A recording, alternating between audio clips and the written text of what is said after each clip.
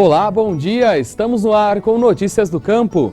Companhia Nacional de Abastecimento deve concluir o censo de armazéns públicos e privados até novembro. O levantamento quer entender a necessidade deste setor.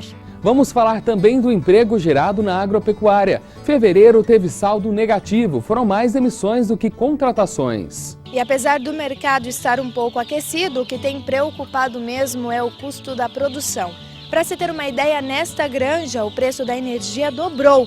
De R$ 4.000 que o avicultor pagava no ano passado, ele passou a pagar neste ano R$ 8.000. Frente à situação que nós estamos vivendo hoje, a energia teve praticamente aí 2 vezes o preço que a gente estava acostumado a trabalhar.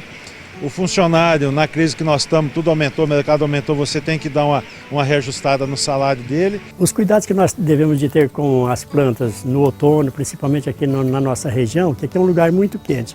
E agora é um tempo em que as plantas vão derrubar um pouco de folha, a maioria delas. Hoje a gente vai aprender a fazer uma coxinha de churros. Essa receita rende em torno de 20 coxinhas.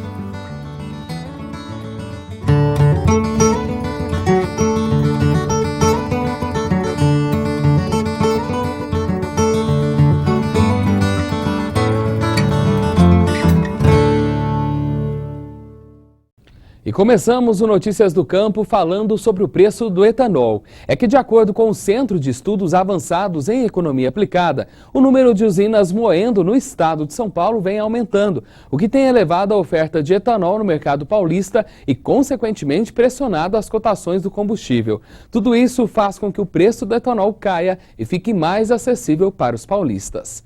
E ainda falando de economia, agora vamos para a avicultura. O mercado de frango está aquecido. A Associação Brasileira de Proteína Animal estima que este ano o setor deva crescer de 3% a 5%. A produção deva ultrapassar os 13 milhões de toneladas. Mas mesmo assim, com esse cenário positivo, aqui no Noroeste Paulista, muitos avicultores não estão otimistas para investir na granja, como vamos conferir na reportagem de Stephanie Barbará e Dante Parra. O ritmo de trabalho por aqui está acelerado e é graças ao mercado de frango que está aquecido. Neste frigorífico são abatidos 160 mil aves por dia e a produção aumentou. Só neste primeiro trimestre o crescimento foi de 4% em relação ao mesmo período no ano passado. E esse bom resultado é explicado pela mudança nos hábitos do consumidor. Diante da crise econômica, eles estão preferindo carnes mais saudáveis e que pesam menos no bolso. Em função de ser uma carne saudável, né? O pessoal já tem mudado um pouco a cultura, tirado um pouco os mitos, que hoje tá muito mais favorável ao pessoal a conhecer como que realmente é a carne, como é feita a produção, a criação. Então, é uma tendência o consumo migrar para o frango, tanto pela questão saudável quanto pela questão custo-benefício. A Associação Brasileira da Indústria de Proteína Animal divulgou as estimativas para este ano. E a região noroeste paulista, portanto, está dentro da média. O crescimento deve ser de 3% a 5% na produção. Mas mesmo com o mercado favorável, os criadores estão cautelosos. Nesta granja mesmo, a Dilson cria 86 mil frangos há apenas um ano e não pretende aumentar. E apesar do mercado estar um pouco aquecido, o que tem preocupado mesmo é o custo da produção. Para se ter uma ideia, nesta granja o preço da energia dobrou. De R$ 4.000 que o avicultor pagava no ano passado, ele passou a pagar neste ano R$ 8.000. Além disso, o preço do combustível usado nos equipamentos para a manutenção da granja também subiu. Mas ainda há outro fator que faz com que os produtores não queiram investir na granja, na construção de novos barracões. Acredito que seria mais a questão da alta da energia, do combustível. Seria uma das principais dificuldades da gente hoje.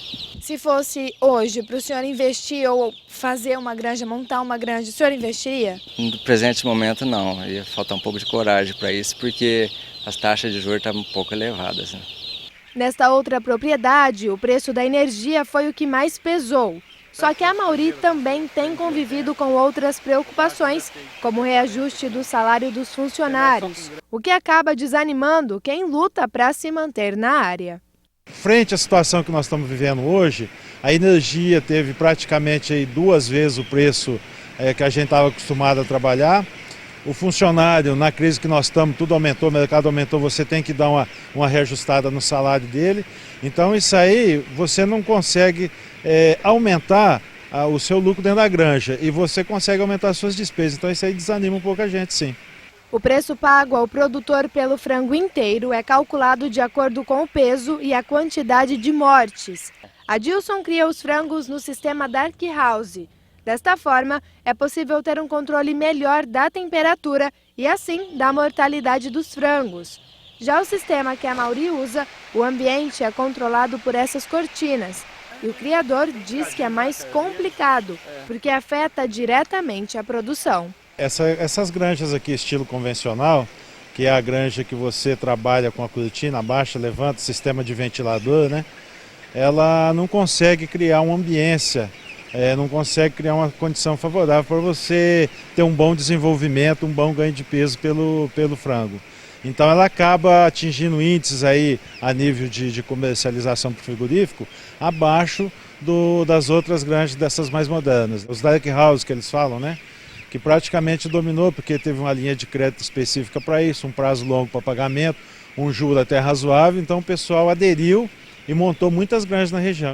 A gerente de vendas do frigorífico diz que outro fator que tem deixado o setor cauteloso é o aumento no preço do milho, o principal ingrediente da ração, que corresponde a 70% da alimentação dos frangos.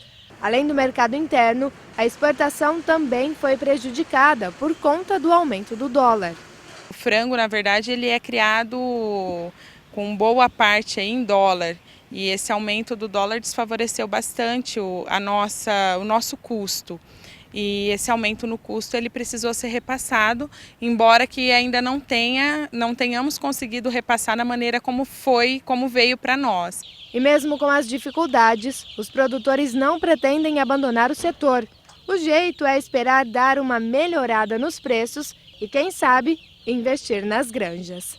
Caso venha a ter uma melhoria nos custos de financiamento, a gente pensa talvez em modificar alguma coisa, de investir talvez futuramente, alguma coisa assim, né? O pessoal tem buscado aí novos mercados com intenção de valorizar um pouquinho mais o produto.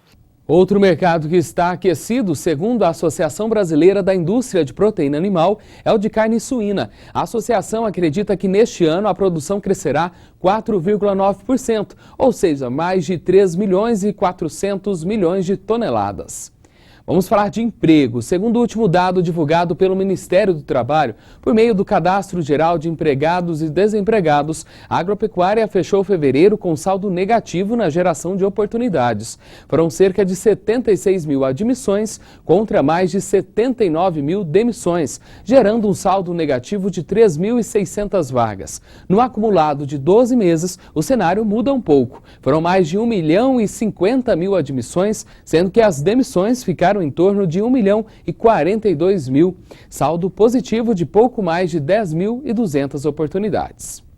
E estamos no outono, a estação que fica entre o verão e o inverno. Por isso é preciso ficar atento com os cuidados com as plantas. Você sabia que é possível fazer que elas sofram menos durante a estação? É o que vamos conferir na nossa dica de plantas de hoje. Os cuidados que nós devemos de ter com as plantas no outono, principalmente aqui na nossa região, que aqui é um lugar muito quente. E agora é um tempo em que as plantas vão derrubar um pouco de folha, a maioria delas, né?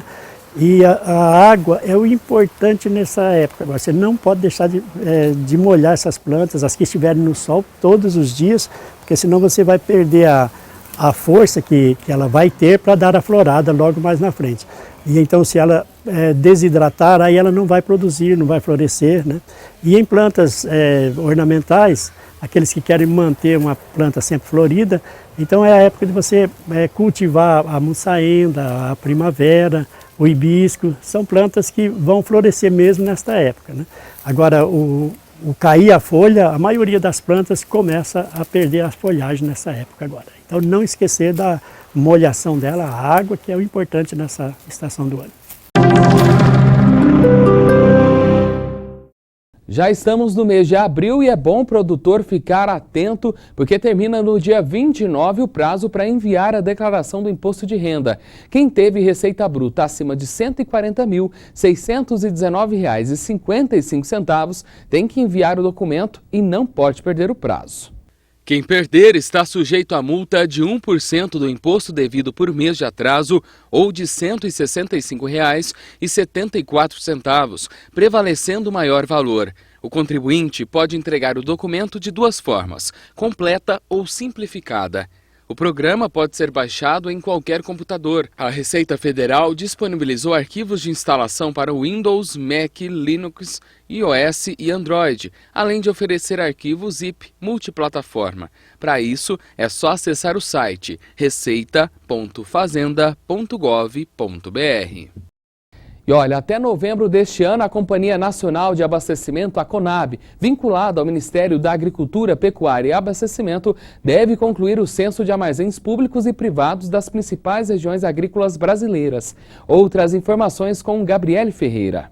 Olá, Wender, é isso mesmo. Os responsáveis por mais de 5.300 armazéns de 767 municípios estão respondendo a questões como capacidade estática, recepção e expedição de produtos, sistema de pesagem, amostragem e segurança, entre outros quesitos. O levantamento está sendo feito atendendo a uma solicitação do Ministério da Agricultura. O objetivo é entender a necessidade do setor de armazenamento. O censo atende à legislação, além de responder pedidos de cadastro do setor privado interessado em prestar serviços ao governo federal. Vão ser gastos nesta operação cerca de R$1 milhão. A programação da equipe de 121 técnicos teve início no mês passado no Rio Grande do Sul, com a visita a 275 armazéns. Em março já foram feitas visitas em Minas Gerais, Santa Catarina, Espírito Santo, Mato Grosso e São Paulo. No calendário de abril, o processo deve ser promovido em Goiás e Bahia. Eu volto com você, Wender, aí no estúdio. Muito obrigado, Gabriele. Em Santa Catarina, o censo termina até novembro. Nos demais estados, ocorrerá entre abril e junho, como informou a CONAB. Agora nós vamos para o intervalo. Notícias do Campo volta rapidinho e já trazendo a receita da semana, que hoje vai te ensinar uma deliciosa receita de coxinha de churros, que é de dar água na boca. É como uma coxinha tradicional. A gente vai pegar um pouquinho, fazer uma bolinha. Tem ainda a dica animal. Se o animal ingeriu algum produto tóxico, lave bem a boca do animal.